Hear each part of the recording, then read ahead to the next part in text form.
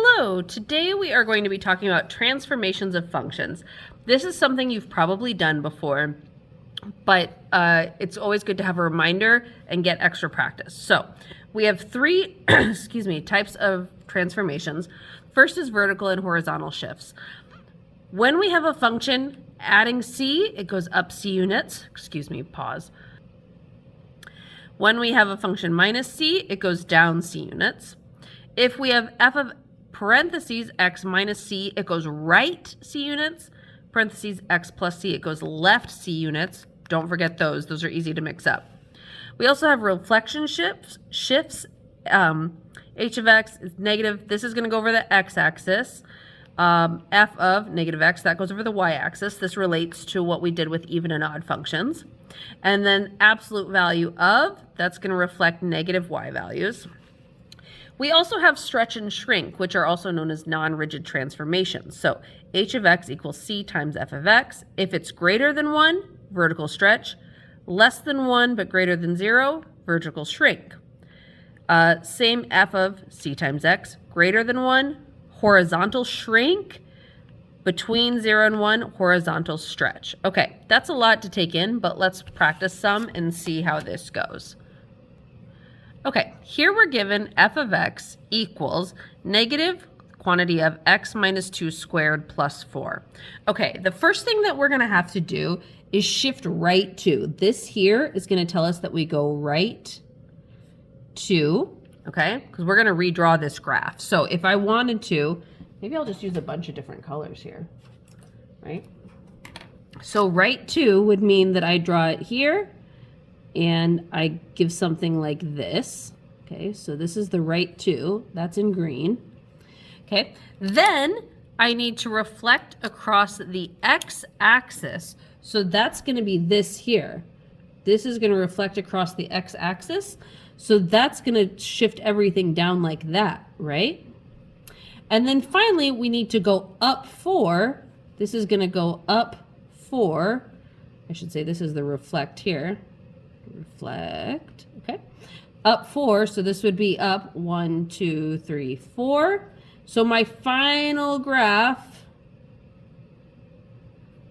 would be this one here. I should have used yet another color, but I didn't, so we'll figure it out, okay? All right.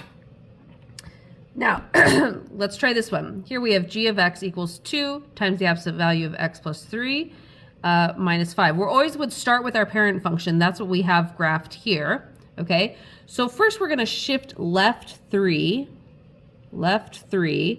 and this time I'll actually use different colors, okay? So 1, 2, 3, and you don't have to draw all of these steps as you do this, but I'm going to just for the sake of our notes. Then we're going to go down 5, right? Down 5. So that would be here. We're going to go down 5, and then we have something like this, right? Then, get a blue pen. We're going to do this right here is our stretch factor of 2. So that means that when we draw this, we're going to stretch it up, and it's going to be a little bit more like that, okay? It's a big mess, but basically this is our last function, the blue one there, okay? Oh my gosh, I just drew all of this, and you couldn't even see it in the frame. Whatever. Here, left 3, down 5, stretch factor of 2, stretch factor of 2. The colors align, so parent is purple, left 3 is pink, down 5 is green, and stretch 2 is blue, okay? Looks like a mess, but I promise it's really not so bad. All right, let's practice this instead.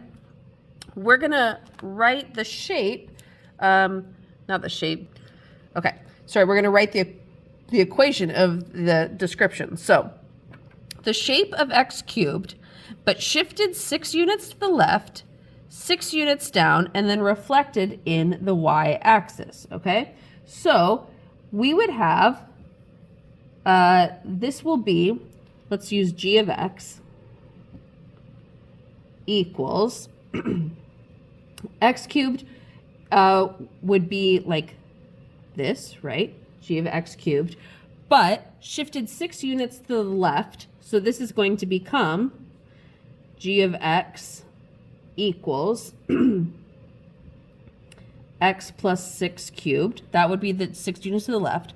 6 units down, well, that would become g of x is x plus 6 cubed minus 6.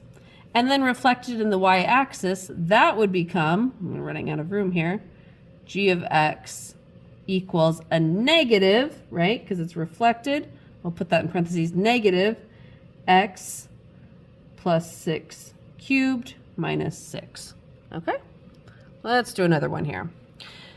The shape of f of x equals the square root of x, but shifted 6 units to the left and then reflected in both the x-axis and the y-axis. Okay, so we start out with g of x is equal to the square root of x, right? But then shifted 6 units to the left.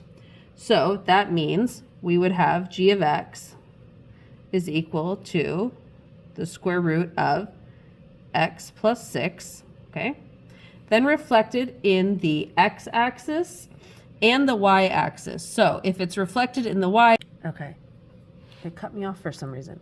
All right, so this is going to become g of x is negative square root of x plus 6. That's the reflection on the y-axis. And then in the x-axis, it's going to be negative square root of negative x plus 6. Okay? All right, I'm running out of time on this phone, and I don't have a lot of space left, so I will see you in class and we will practice. Thank you. Goodbye.